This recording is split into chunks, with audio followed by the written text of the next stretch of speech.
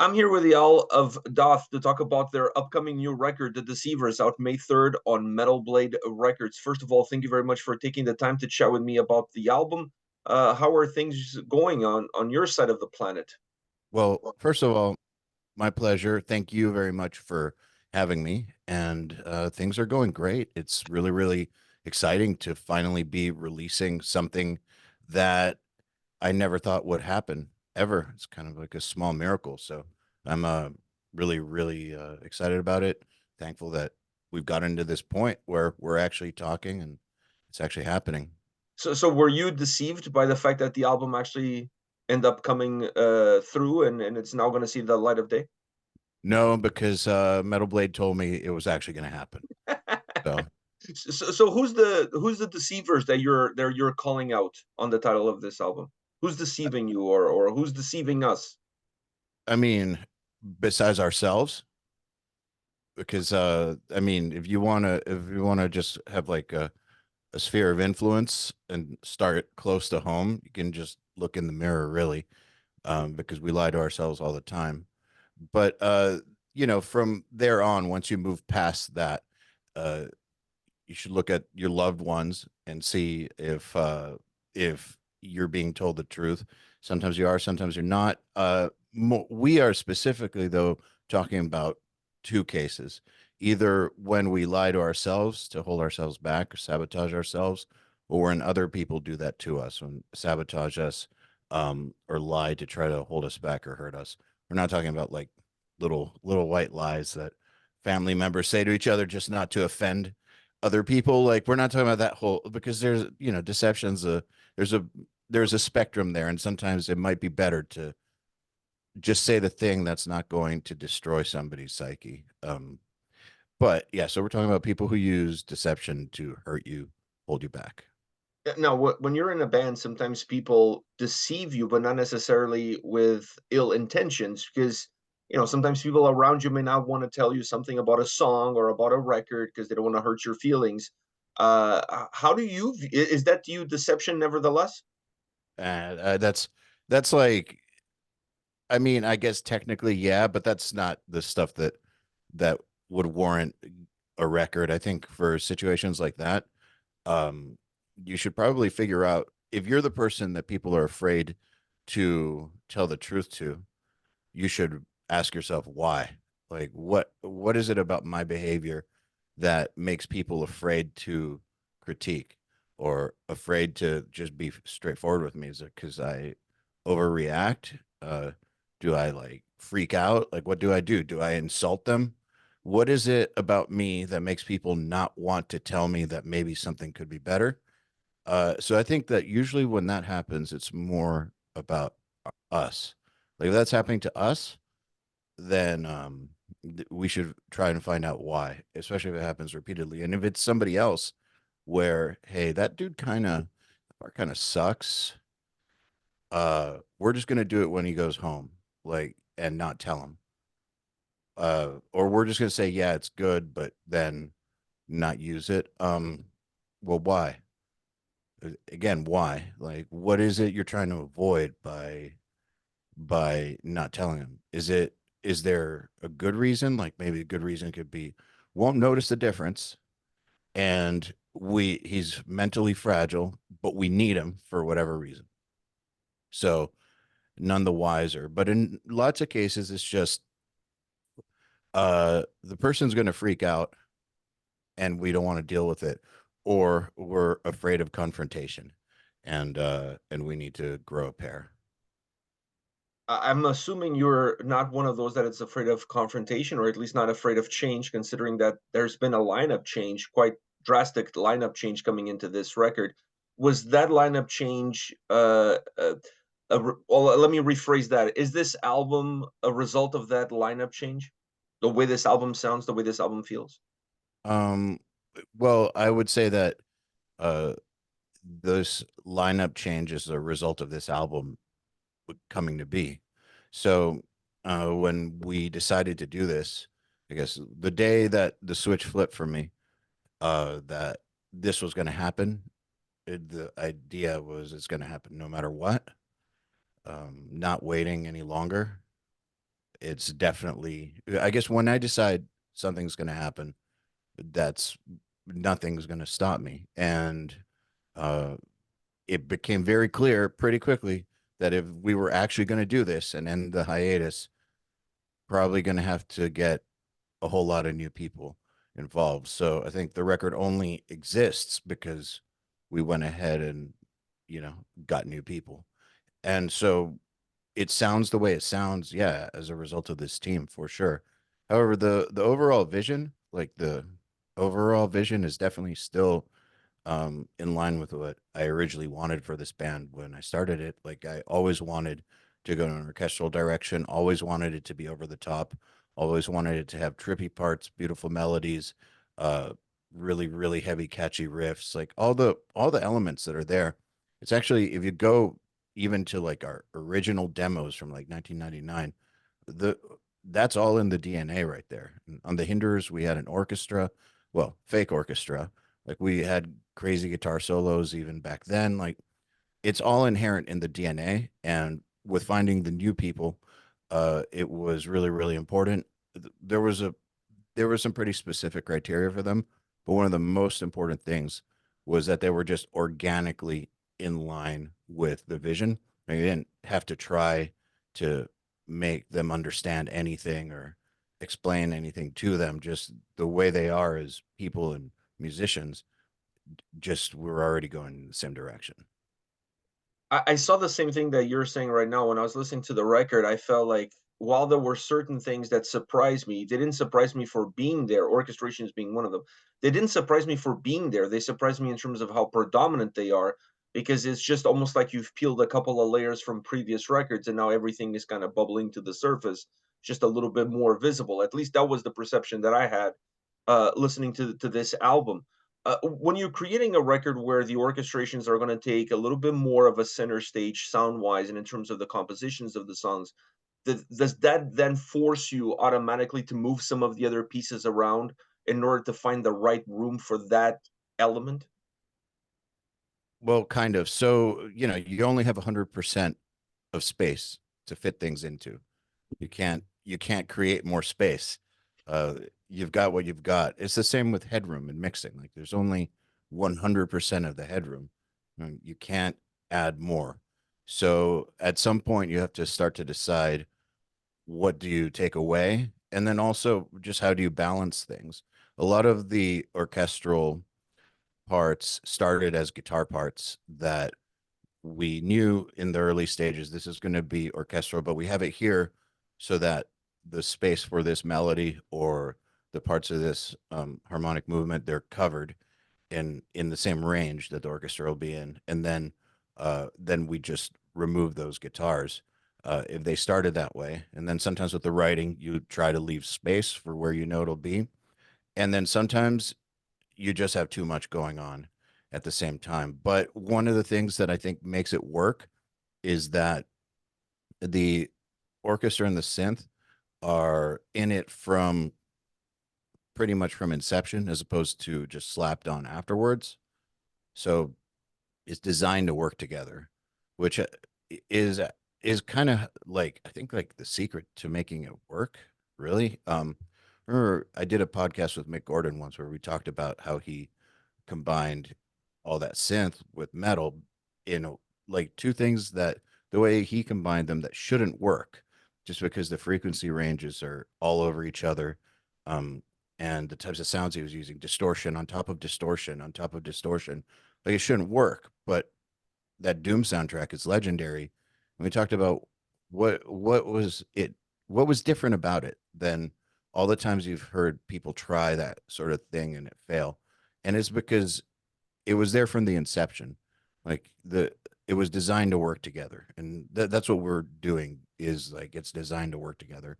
And at the end of the day, whether or not it ends up being a French horn that plays a melody or a guitar that plays the melody, you're still going to have a melody that has a certain type of impact in that range at that point in time, if that makes sense.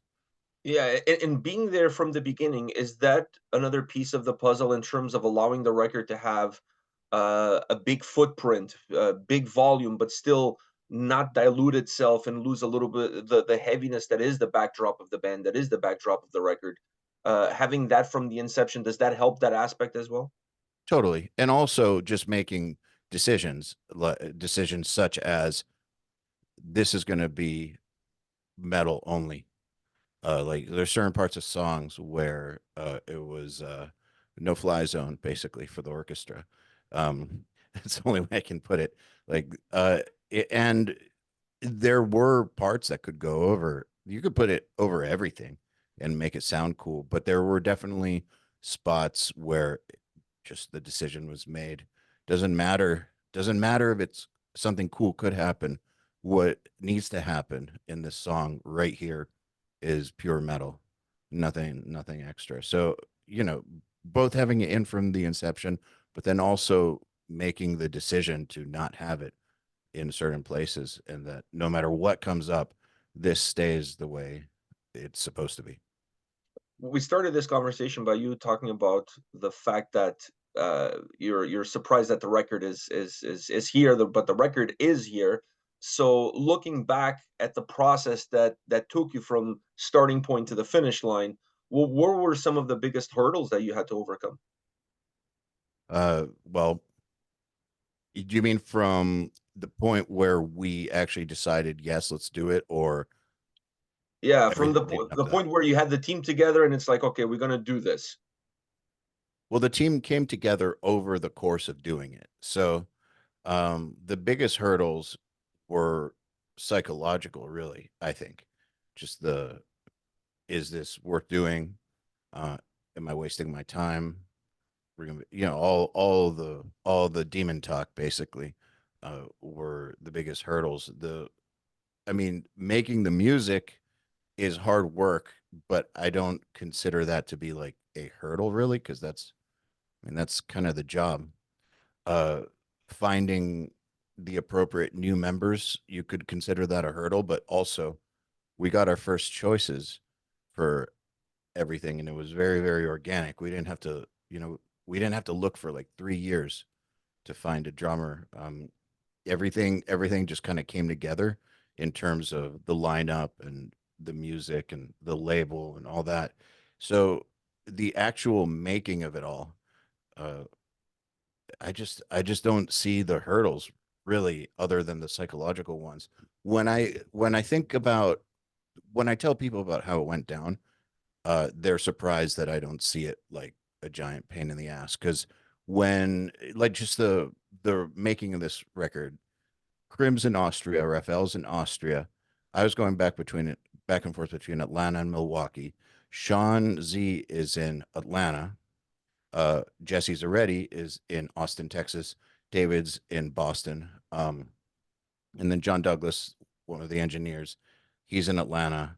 Andrew Wade, who produced the vocals, is in Orlando, and Jens Bogren is in Sweden. So that's a lot of computers, cities, countries, uh, where I had to coordinate everything happening at the right time with the right person, um, so that it could flow properly, so that it wouldn't be like, well, we're ready to record one thing, but we need that other thing to be done, and it's not. So that took some logistical planning. I guess that would be considered a hurdle. But by and large, for me, the biggest one was the psychological hurdle of how to like what what are we doing? Is this worth doing? I'm listening to you list the names and the cities, and I'm I feel my anxiety creeping up. I mean, how do you manage that? Was it easy for you to manage your own, like you said, psychological hurdles?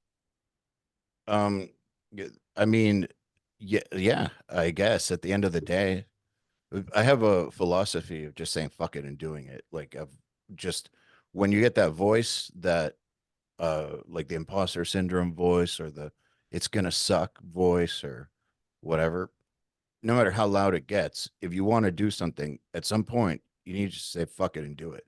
Um, and so I try to take that mentality. Um, but that voice, it's still there. It's still there. You just turn the volume down on it. There's this thing that's like always like a thorn in your side. And so I think that the whole beginning of us working on things, which is really me working on things at first, was trying to find some sort of validation for the idea of doing this. But then finally, when we wrote No Rest, No End, it was pretty validated. The Now the logistics, the putting together the logistics of making it work. Um, yeah, some people have told me that that would drive their anxiety up or that it would make them crazy. It, I don't know. It didn't make me crazy. I'm used to things like that, like coordinating lots of moving pieces. I just see that as kind of like, if I didn't do that, how would this happen? So I just do it and don't worry about it too much. When I was going through this record and really diving deep into it, I felt like this is an album that stands out. Specifically, when you talk about death metal, it's an album that stands out because it doesn't paint itself into a corner. I felt like you left a lot of room on this album for the listener to kind of find its way through and not really push me to a certain path or down a certain road, which allow the record to not only have great playability, but I believe, in my humble opinion, the album is going to have great longevity because it kind of gives you a fresh perspective almost every time you press play. How important is that aspect for you to create an album that doesn't necessarily date itself, that doesn't necessarily, like I said, paint itself into a corner? Super important. I mean, in some ways though, you're not really thinking about that when you're doing it, but when you're talking about it from like a bird's eye view after the fact or planning it out, um, you, those are some of the conversations of making something that outside of some like really obvious things like the maybe like the level of the master or something that dates it to an era that you wouldn't necessarily be able to date it to an era. It just stands alone as a piece of music. That's that's kind of the goal, is to make something that'll still be relevant 10, 20, 30 years from now for people.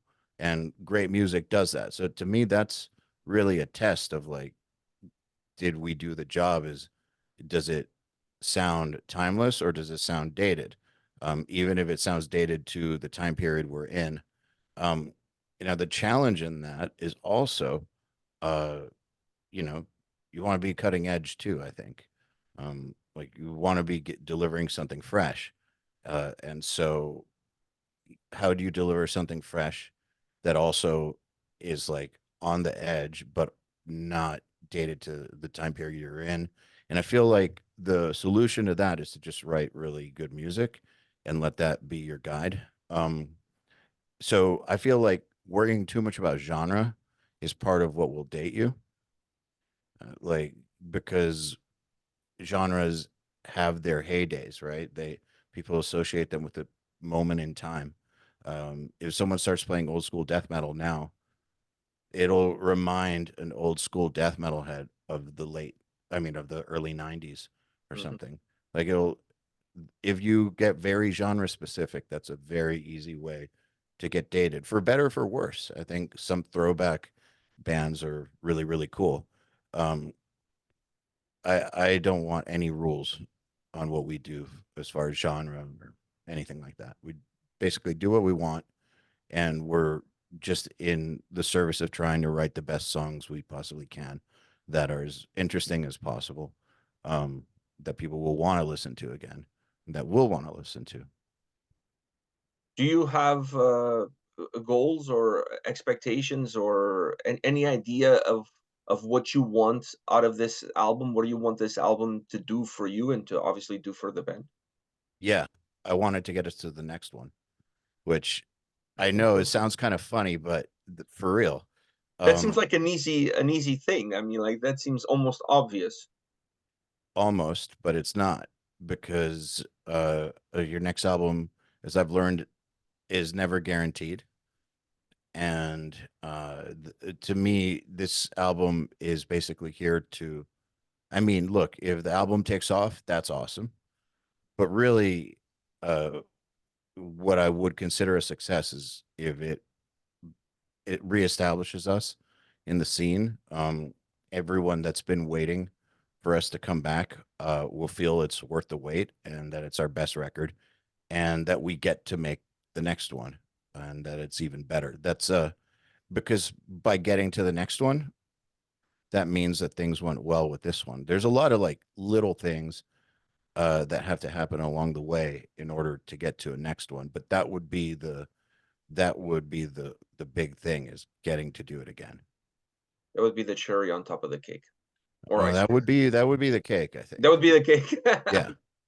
That would be the whole cake, the whole kit and caboodle. All right, Yeah, I perfect. think so. The cherry would be like if you get to like do some huge show or something like that. But like for me, the cake is that this does well enough and we are making another record, not 17 years from now, like So, next year. so last question for you: if things do go well the way you want them to go well, is this lineup the one that's going to do the next record? Certainly hope so. I mean, yeah, I don't see why not. Because I honestly feel like I think you have the right guys around you to fulfill the vision. At Thanks. least that's the impression that I got listening to this album. I don't think the album would have sounded the same way without these guys, considering their background, what they added, and what they bring to the table in terms of bringing a record like this to life. Like the drum sound is what it is because of the experience of who's doing it, and that has an impact on how you then can go and bring the orchestrations into the forefront. The same thing could be said about the guitars and the technical side of the guitars. I really feel like it's almost like the Avengers coming together and creating like this very incredible sounding album that needs the conjunction of the parts in order to be the whole. Thanks. I appreciate that. Yeah, I mean, look, the we wanted to work with them for a reason. Every single one of them. And they were our top choices for a reason.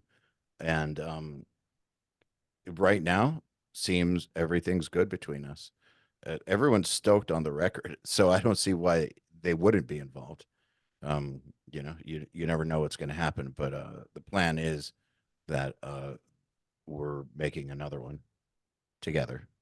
I honestly hope that's the case, and I hope this one does for you what you wanted to do, which is take you to the next one. Thank you. Eyal, thank you very much for your time today. I really appreciate talking to you about the record. I enjoyed listening to this album immensely. Thanks. Such a great sounding record, and like I said, not one of those albums that sometimes I feel like it paints me into a corner. This one really leaves the windows open and lets the air come in, and it's really breathable. I really enjoy the record. Thanks, man. I really appreciate it. Thank you for taking the time to talk to me and to check it out, and to just give it a an honest listen. I really, really appreciate it. My pleasure. My pleasure. Thank you for taking the time and enjoy yourself and have a great weekend. Of course. You too. Take care, man. See you later. Have a good one.